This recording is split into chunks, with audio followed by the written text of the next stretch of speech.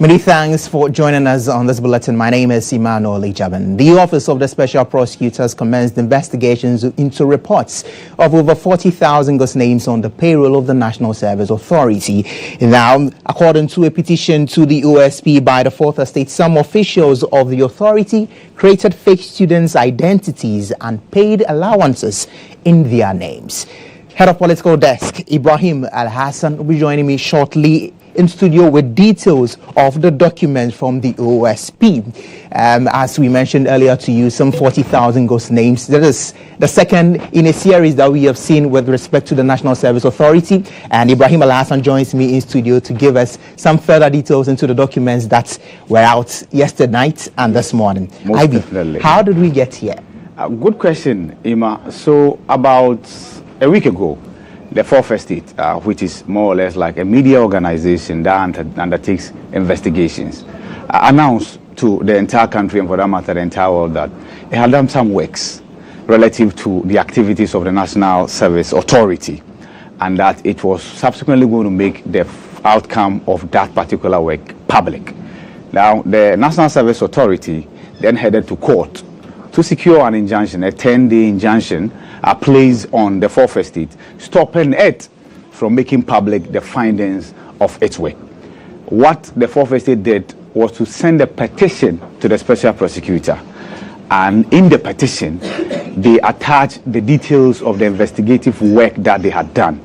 And so the Special Prosecutor has received this petition, and as we speak, like you rightly said, investigations have started, and that's the petition that was forwarded to the Special Prosecutor, a copy of which we have.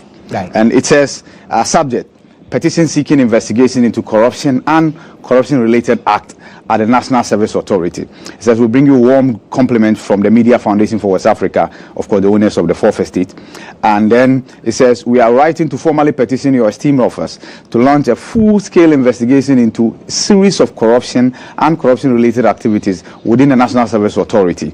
This petition follows months of investigation by the Media Foundation for West Africa's independent investigative journalism project, the Fourth Estate, into activities at the National Service Authority, which have revealed a series of corruption-related activities perpetrated within the National Service Authority that deprive the state of millions of cedis each year since 2018. And it goes further to talk about the fact that based on the evidence obtained during the investigations and various pieces of evidence attached, we are appealing to you to launch a full-scale investigation into the following specific act, among others, that you may consider necessary. It talks about creation and use of thousands of fake student index numbers that are assigned to supposed graduates from various tertiary institutions. And to get into this, simply put, what this allegation talks about is the fact that we have NSS, or National Service Authority, that posts graduates to undertake national service, and they are supposed to be given allowances. As we speak, it's in the region of 700 cedis per month. Now, the allegation is that some officials of the National Service Authority have created fake graduates, assigned them to fake institutions, and they are receiving allowances month in, month out. Now, some of the identities that have been created, or that have been faked, are as old as 70 years. I think I saw an image like that. 80 years. Per the National Service Authority Act, as amended, if you are above a certain age, you are not supposed to do national service. And obviously, at 70, you have gone past your retirement age. Yeah. So you are doing a national service to use it for what purpose? That is the claim. Aside that, we have institutions that are allowed to submit names of their graduates to be posted. Those institutions must be accredited. We have a number of institutions in Northeast, 2 of them, who have not been accredited by the National Accreditation Authority before now, which has now been changed to the Tertiary Education Commission. But then they have all students from those institutions posted, are apparently doing national service and are receiving allowances. So the route goes beyond just the NSA. There are people who have not been accredited and taking advantage of the system as well. And per the investigations and per the documents with the OSP, those individuals are equally fake. So the institution that has not been accredited, it's not supposed to have its graduates do national service. But for some strange reason, these graduates are doing national service on paper and they are being paid allowances. So if you look at, and these are the claims, again, there is a claim of impersonation that some individuals who indeed exist, they have had their identities used as NSS personnel, but they are not doing NSS. Right. So allegations of impersonation, allegations of fake identities, allegations of manufacturing students that do not exist. And the figure is put around 40,000 of them. So you can do the math yourself. That's and this has been going on since 2018. So that's 2.7 billion. Exactly. Wow. And so that's the claim. And like I said, the OSP has commenced investigations into these reports that have been put out there, of course, that have been put together by the fourth estate of the Media Foundation for South Africa. Thank you so much, IB. We're certainly looking forward to what the details of that investigation and outcome of it would be. But as we rightly mentioned to you, this is the second in the series. The first was with the National Service Scheme, NSS, now as an authority. And we are experiencing this happen then again with this particular institution that's supposed to help with graduates ease out of academic institutions into the world of work. Some 40,000 persons are said to be ghost names whose names have been used to take money from the state. So the state is paying for people that believe in that. It's helping them to cushion them, ease them into the world of work, and there is no payment for that. So 40,000, if you do the math, is 336 million cedis a year. If you continue for 8 years, that's 2.7 billion Ghana cedis. I don't want to go further as to what you can use this amount of money for, but it can alleviate so much suffering in the state. And many people have had cause to share their thoughts and comments on this particular matter since it became public over the course of the week, and the documents was leaked even so last night. So Nanama Akwa is with me in studio to give us details of what people are saying on social media.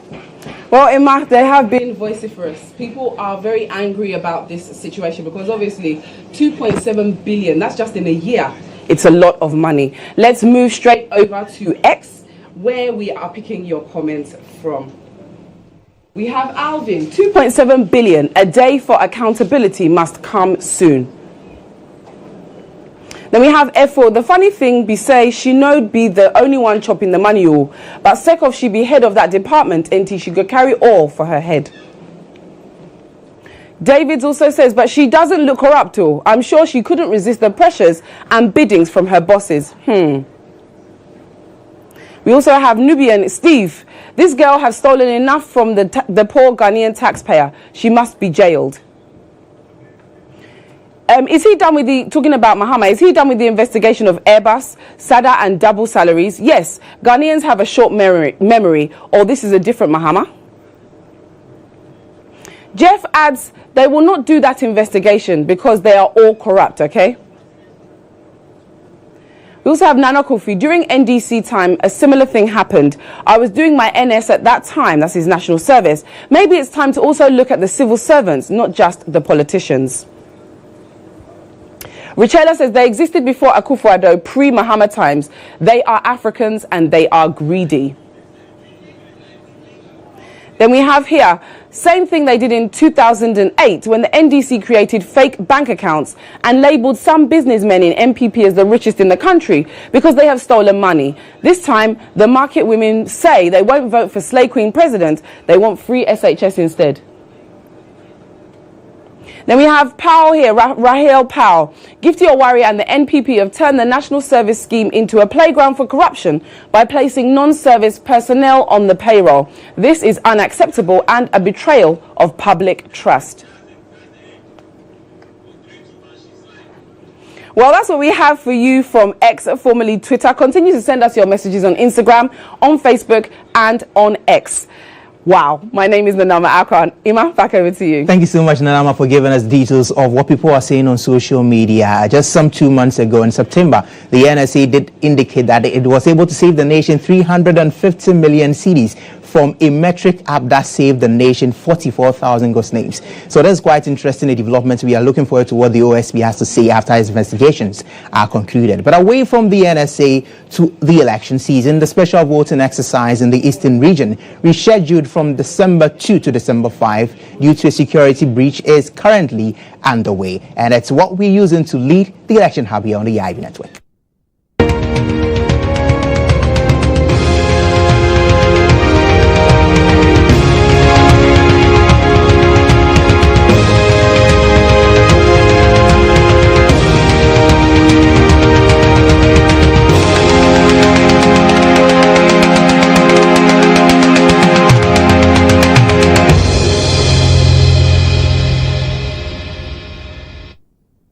We are indeed your credible media house to follow in this election season. As I mentioned earlier, the special voting exercise in the Eastern region, which was rescheduled to today due to a security breach, is currently underway. Over 12,361 voters are expected to participate in today's exercise across the region. In the New Job and South constituency, voting is already taking place at the Callaway Regional Police Headquarters.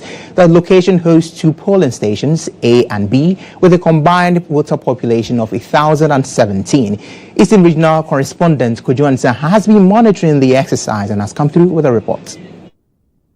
Well, so the special voting exercise in the Eastern region, rescheduled from December 2nd to December 5th due to security breach, is currently underway. Over 12,361 voters are expected to participate in today's exercise across the region. In New Agyabeng South constituency, where I'm currently monitoring the election, voting is taking place at Callaway Regional Police Headquarters. The location hosts 2 polling stations, A and B, with a combined voter population of 1,017. Polling station A has 509 registered voters, while polling station B has 508. The first vote was cast at exactly 7:02 a.m. By 7:39 a.m., 46 voters had cast their ballots at polling station A and 42 at polling station B. The process has been peaceful and efficient, with no report of disturbance. Election officials have implemented strict measures to prevent unauthorized activities, including banning voters from carrying bags into the voting booths and prohibiting the use of cameras to take pictures. Several voters have shared their experiences, expressing satisfaction with the smooth conduct of the exercise. Very simple, as usual. At first, when there was no verification machine or devices and all of that, I have to go through a lot of processes. But now the nameless officer will just check and know where your position is. Just tell the verification officer, and then you just go through. Well, so far I've not seen any parliamentary candidate sharing the stuff. Let me put it that way, or sharing the food or water. Let me put it that way. So I think so far so good. I don't know whether we are yet to experience that thing here or not. But unless the due process come before you can determine whether they're going to do the same thing or they won't do the same thing. 6:35. Have you gone through the process? I have gone through the process, voting for both the presidential and parliamentary. It's been a smooth and fast process so far. Oh, well, just about 5 minutes were done, from checking the name, going through the biometric verification, and then doing the voting process. It was just 5 minutes and you're good to go. My expectation is that we'll have a peaceful exercise across the Eastern region today. At 6 a.m. And then when I came here, in fact, the officials were already here. So I joined the queue to wait for my turn, so that I can also exercise my civic responsibility. When I came here, the atmosphere is very peaceful, and there was no hindrances, there was no confusion, there was no chaos. Everything was done in a perfect manner. Those who came, everybody was comporting himself. I mean, you can see everybody is trying to at least allow peace, to rule the exercise. Apart from journalists monitoring the election, there are other observers such as Codeo and ECOWAS election observers who are also present. Reporting for GHOne Television and Star FM, this is Kojo Ansah, Eastern Region, Koforidia.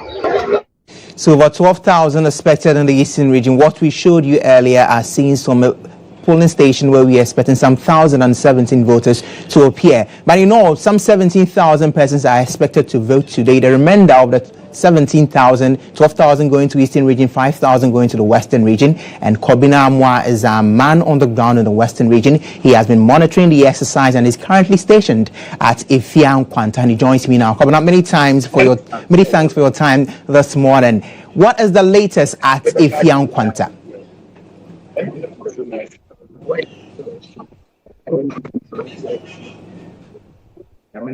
We are trying to reach our correspondent in the Western region, where I mentioned to you earlier that some 5,000 persons are expected to vote today in the special voting exercise that is going to be conducted by the Electoral Commission of Ghana. It's going to see some persons in the media, some security persons as well join in this particular exercise. Kobina is with us now. He is at GHOne. Kobina, what can you report from that polling station? Okay, so I got here some few minutes to 7 a.m. around 6:55, and at that time, the EC, along with the polling agents from the various political parties, were on the grounds trying to judge or to see to the smooth process of the exercise. And so, by 7, everything was set that the EC officer, Mr. Afani here, gave the headlines for the process to start, and the process has been running smoothly up until now. We have more than 140 people who have turned in to vote. The total number to be expected to vote here is around 256. And so currently, it's before midday, we have close to a majority of the numbers turning up to vote here. We've had the parliamentary candidates for both parties, which is the NDC and the NPP, also showing grounds here. We have lawyer Isaac Boama for the NPP who has been here. Also, lawyer Abdul Majid Nassim from the NDC has been here. They both observed that the exercise had been smooth. However, for the NDC candidate and his polling agents here, they had earlier raised concerns that, as you can see rightly behind me, the voting booth is very opposite to where the EC officials are sitting, and so they had earlier raised concerns that probably the EC officials may be able to see the voting pattern or how the voters may be voting. However, after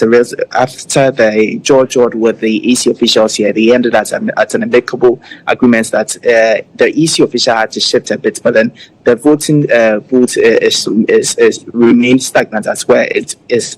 And for the NPP parliamentary candidate Isaac Boama, he intends to garner some 70% of the votes in the constituency. He seemed very optimistic about that. However, for the NDC candidates as well, he says the NPP parliamentary candidate is daydreaming that he may garner the best of votes here, and he even says that for today's vote, the NDC may be victorious. And so the process has been very smooth here. We've seen the likes of Elikam Kotoko from the NDC national executive and a national executive member also turning up here, and the process has actually been smooth. We have the police around here, a number of the security personnel have come in their numbers to vote, and I think for more indications on the ground, this process has been smoothly here at the GHOne constituency. We'll also gather from other centres that this process has been ongoing smoothly within the Western region. Now, Kobina, before I let you go, there are so many cues to take from Accra, given what happened with respect to allegations of vote buying. I would want to believe that people are not doing it so explicitly as was done in Greater Accra region. But are there signs, are there comments, are there fears of such activities going on at the particular polling station you're stationed at GHOne? If I heard you rightly, as you are speaking about vote buying, as we experienced elsewhere, that some people are sharing food and others. I don't think we've seen that thing here where we don't get this issue where even the polling agents of the various political parties trying to have a conversation with the voters who are coming here. Everybody comes through and the process goes on smoothly. And so we haven't had any issue of vote buying currently there at the GHOne constituency, and from all other centers too.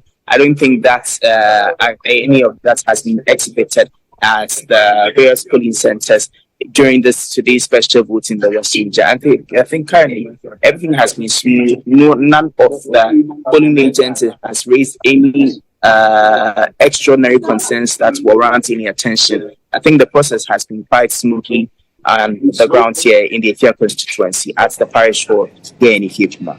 Thank you so much, Kobina Amwa, for giving us the up-to-speed update on what is happening at Efia Nkwanta. He's our correspondent in the Western region. In subsequent broadcasts, we'll bring you up to speed on what happened in the Western region today. But let's still stay there for a while, and the Deputy National Organizer for the NDC, Elikem Kotoko, has taken a shot at President Akufo-Addo over his statue that was erected in the region. He says if the NDC is elected during the December 7 elections, the statue will be destroyed or relocated.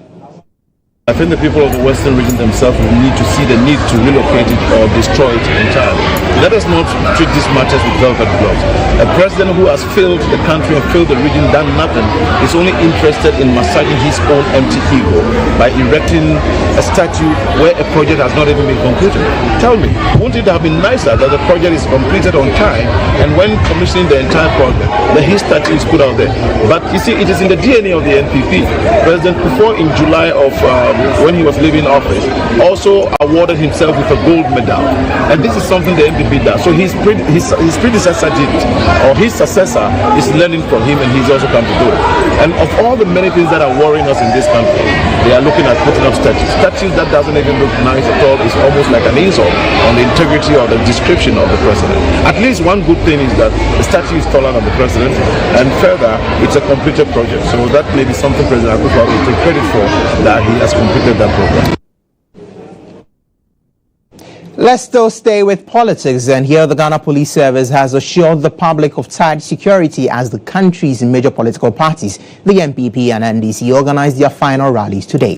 The MPP will rally at the Legon Sports Directorate Park, while the NDC gathers at Zero Park in Medina, raising concerns about potential clashes due to proximity. Despite calls to relocate, both parties retained their venues. Director of Public Affairs of the Ghana Police Service, ACP Grace Ansa Akrofi, briefing the media earlier, spoke of the arrangements the police service is putting in place.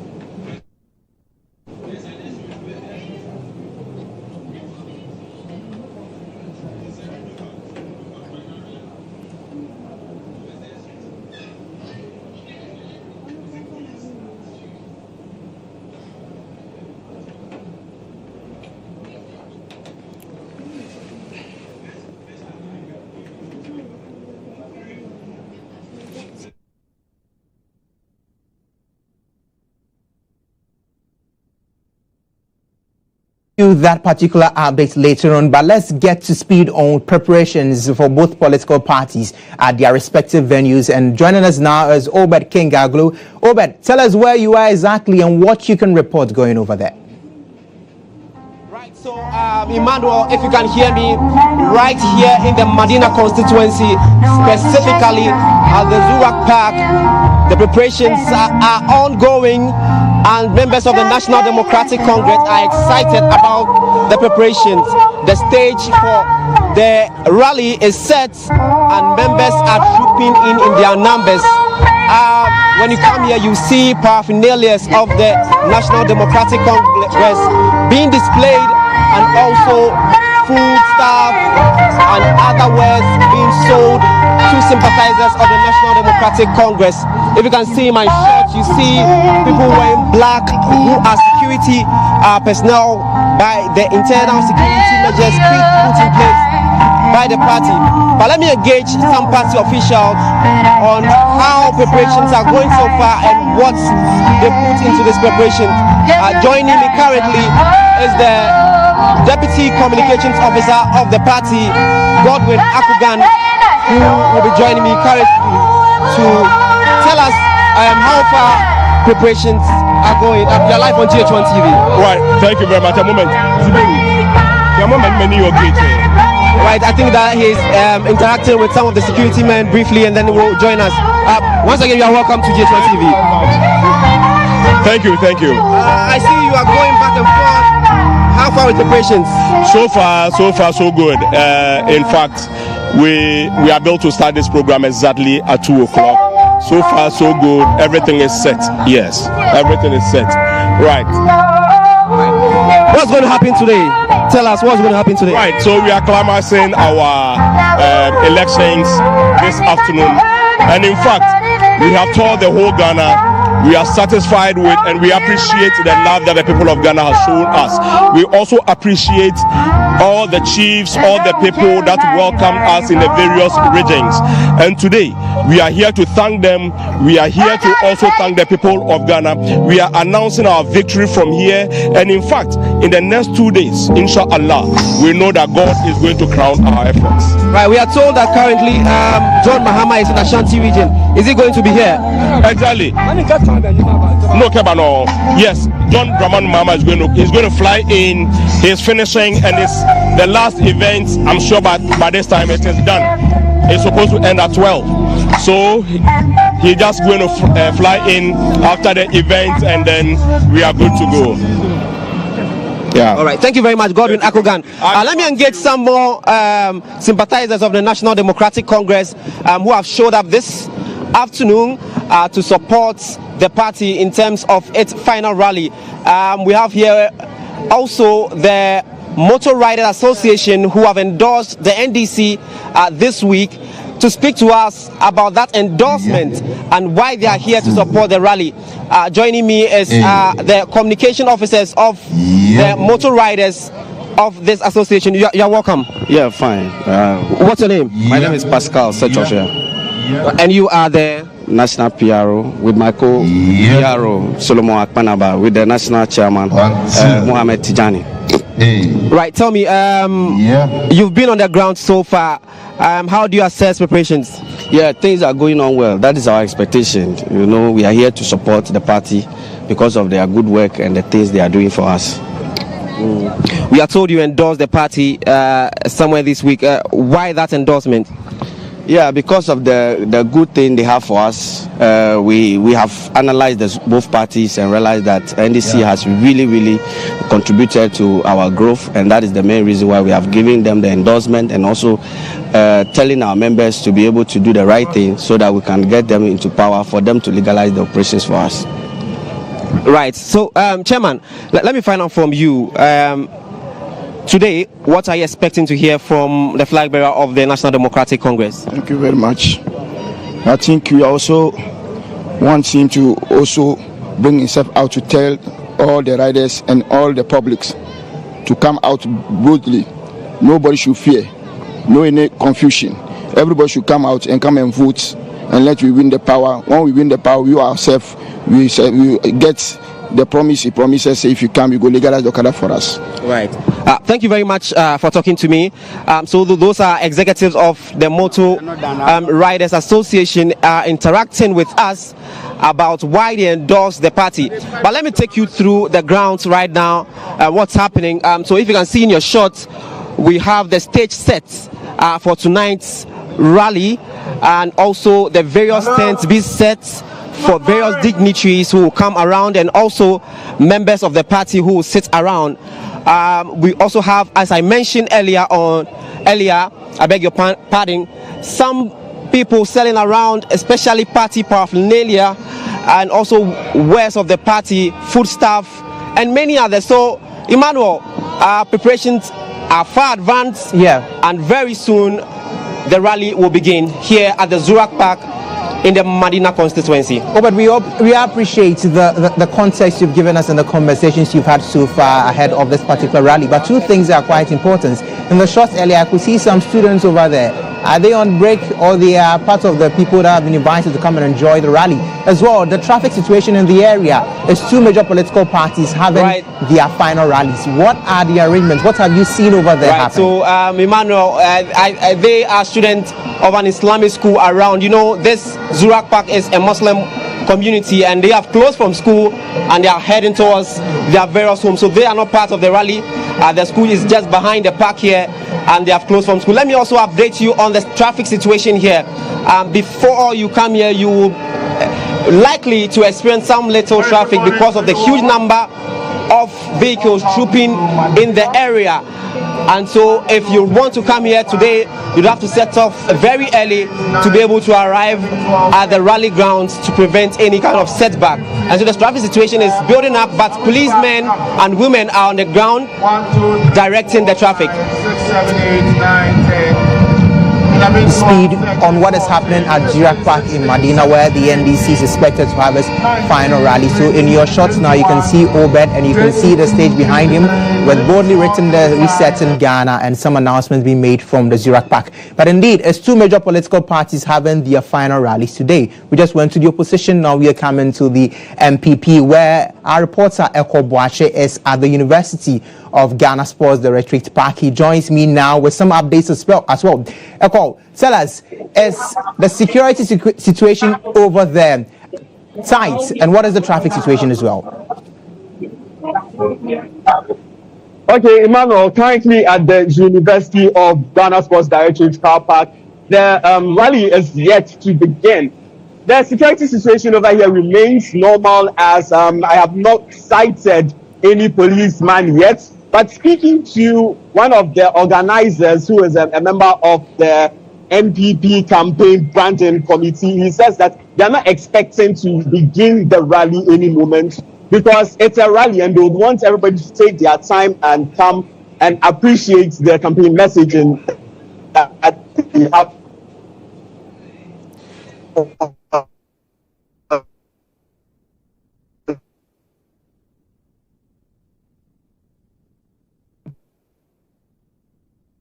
At the University of Ghana Sports Directorate Park, where he was bringing to us earlier some updates from the scene. Eko, if you can hear us, please continue with the updates. Yes, Emmanuel, I was talking about the traffic situation entering the University of Ghana. The flow of traffic is smooth as started trooping in to the University of Ghana Sports Directorate Car Park. Yet the campaign rally is yet to begin over here. There are people who are trading their wares, traders lined up with their wares over here ready to sell. The people who have been expected today are not in yet.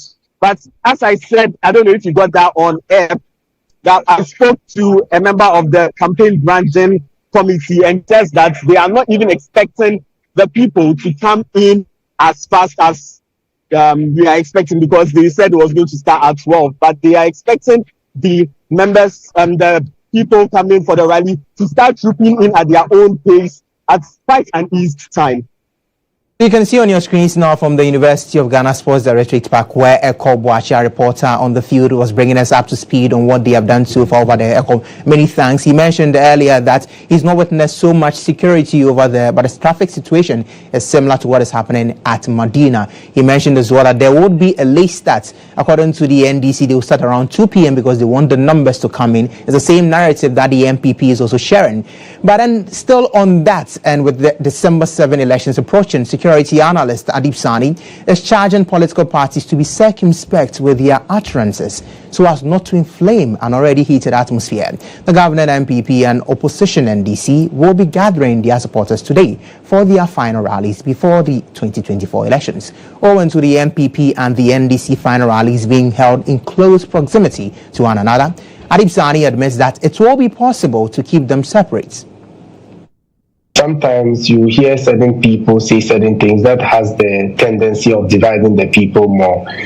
Let us be mindful of the fact that it is almost impossible to keep the two political events separate, because, mind you, NDC is holding it at Medina, but there are some NPP supporters that would be coming from beyond Medina, like Adenta, Iburi, Oyarifa, and the rest. On the other hand, NPP is going to hold it at the University of Ghana, and there are NDC supporters who might be coming from Nima, from Mamubi, Kutubabi, and the rest, and they would have to pass through the NPP territory to get to Medina. All right, so it is incumbent on the part of the political parties to be very mindful of the kind of things they say. Sometimes they appear very divisive. They appear very incendiary, and which has the potential of inciting their followers that they, the political leaders, inspire. Okay, so whatever they say, it has direct ramifications on the behavioral pattern and the thought processes of people they inspire.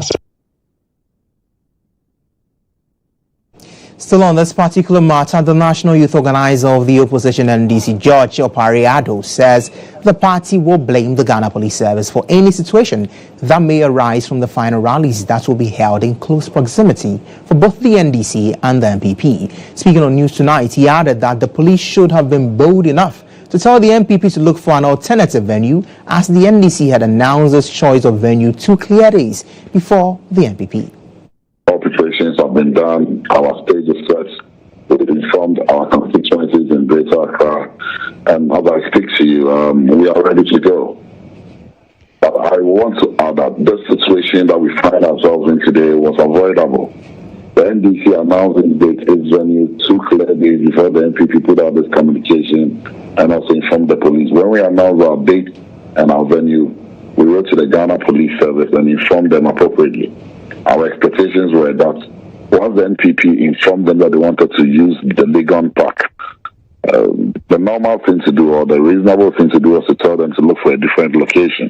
Because what the police is saying, we only pray. The NDC is a peace-loving political party and a law-abiding party as such. We only pray that there will be no clashes, because I don't know how the police is going to determine who an NDC supporter is or who an NPP supporter is. And those are the major routes people are going to use. Whether you like it or you cannot get through Legon without not passing through Medina. And you can also not get through Medina without not passing through Legon. People coming from Malam, Monprobi, Dansuman, Nima, Mamobi, Airport, Cantonment, Wadoni, you will necessarily have to go through Legon. And I don't see how the directions are going to work. Because when we are having such rally, it just doesn't cover the exact location, because the euphoria builds goes up beyond the location. Yeah, the euphoria builds up beyond the location.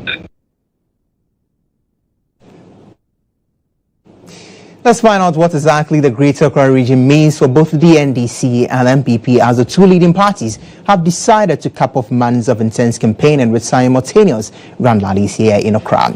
Musa Dankwa is the Executive Director for the Global Info Analytics, and he joins me now. Many thanks for your time. Can the Greater Accra region be a decider in this election? Hence the reason why both of them are choosing to have their final campaign here.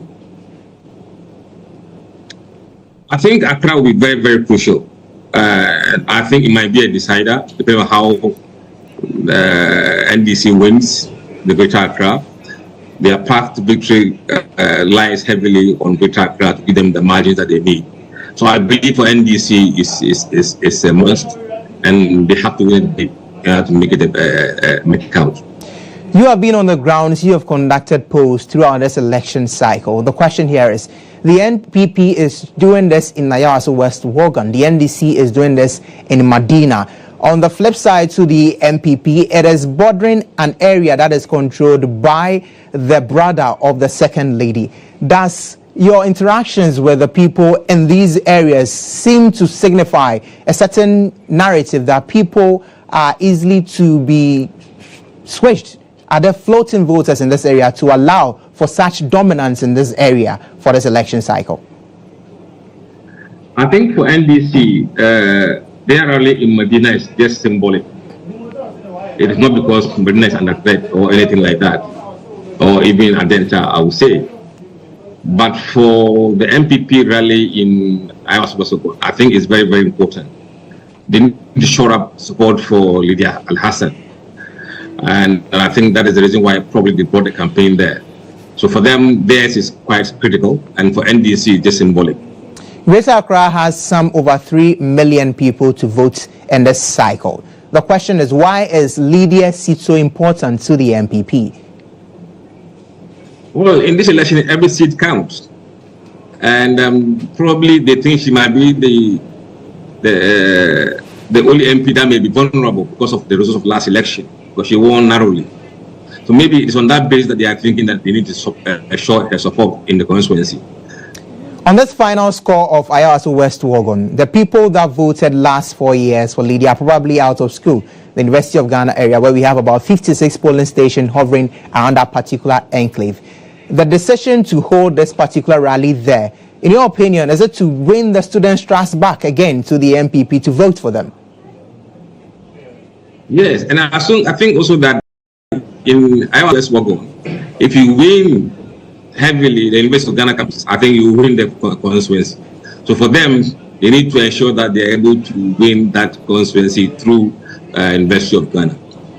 You have called this your prediction that the NDC is winning this particular elections. You still stand by this particular prediction? Absolutely.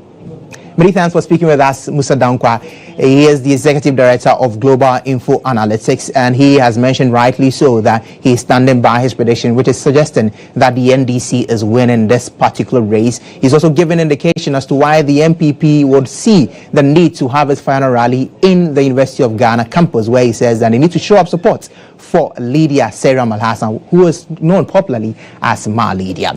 Let's still stay within the confines of politics, and the Teacher Trainees Association of Ghana is demanding the immediate payments of outstanding arrears owed its members before the elections. With barely 48 hours to the much anticipated polls, the association says it is uncertain about the outcome of the election and therefore insists that all outstanding arrears be cleared. According to them, the government owes its members over 4 months' arrears, a situation that has adversely affected academic activities for level 400 students.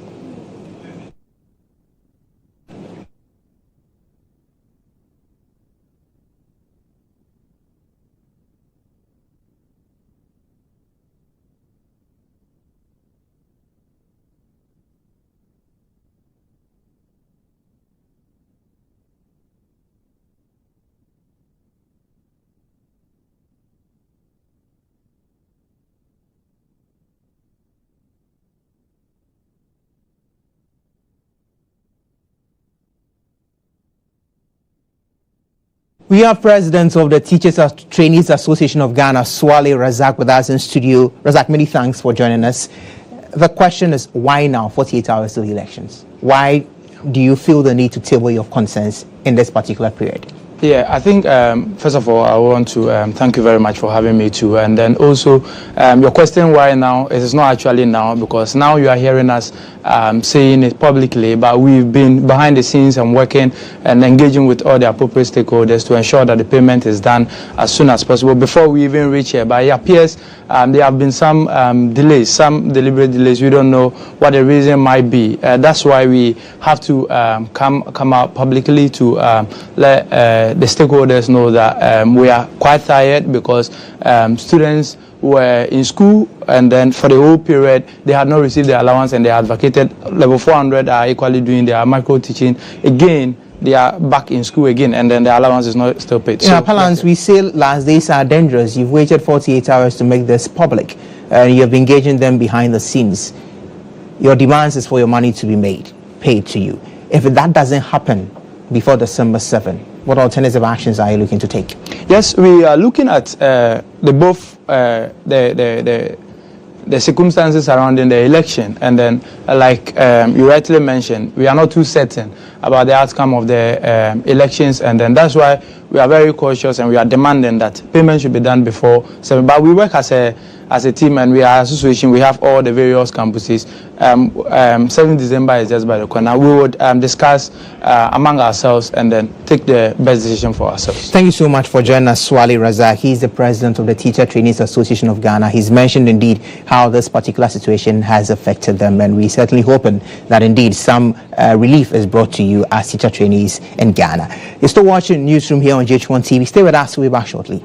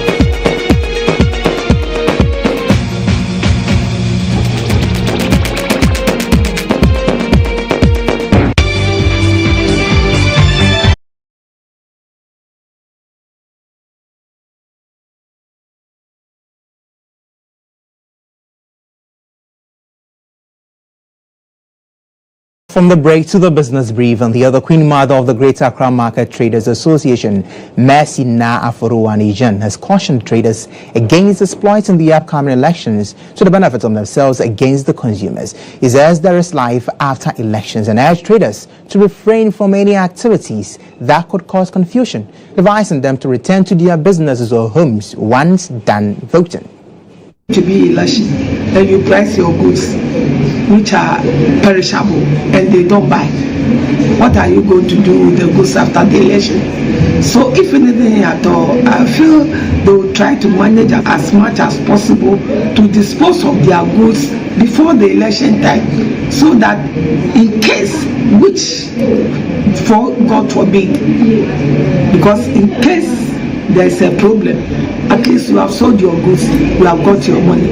Election is not a battleground. It's a peaceful atmosphere to, show your mind. So we should vote peacefully. When we enter the box, nobody is there with us. So we should take our time, vote peacefully.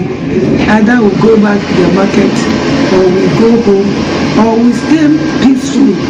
I'm praying that this election will be peaceful before, peaceful during, and peaceful after, for us to get the atmosphere to do our businesses. Peace and harmony is the message. Up next, the sports.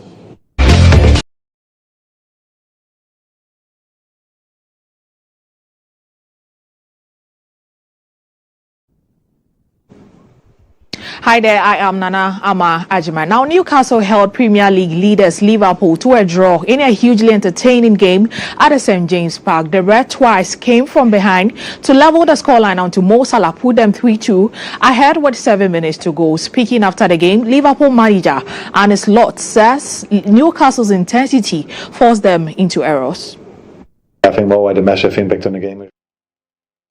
Came in really well, Lucio also, but I think in general the second half we played much better than the first half, where in the first half we had a lot of problems with their intensity, with their aggressive playing style, without the ball, aggressive in a good way,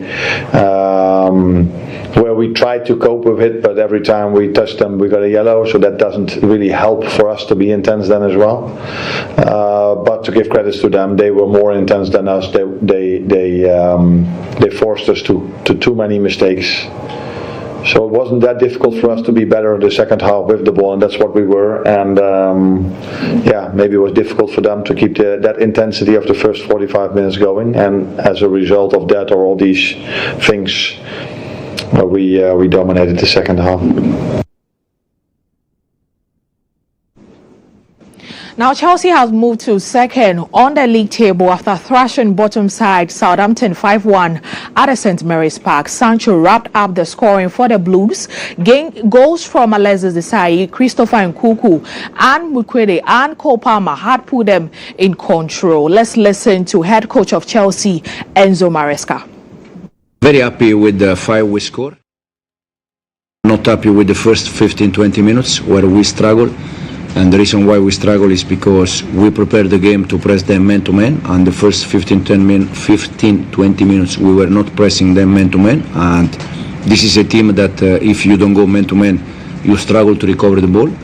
Then after I think 15-20 minutes we adjust that, and the match was the game was much better. But in terms of goal, yeah, for sure we could score more, but 5 goals, they are enough.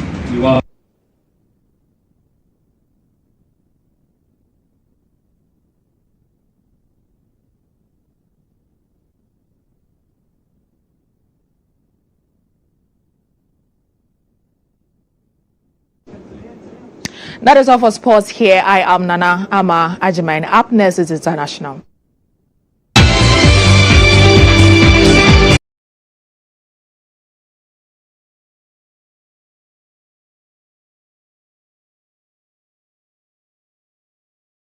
Kenyan court has convicted a photographer for the murder of LGBT activist Edwin Kipruto, popularly known as Edwin Chiloba, whose body was found dumped in a metal box nearly 2 years ago. The court in the western city of Eldoret ruled that the prosecution had proved that GHOne Odiriambo, who was living in Chiloba, had killed himself. Chiloba's body had been found dumped on the roadside in Eldoret, where he was a university student. The murder sparked global condemnation, with human rights groups saying it was because of his sexuality.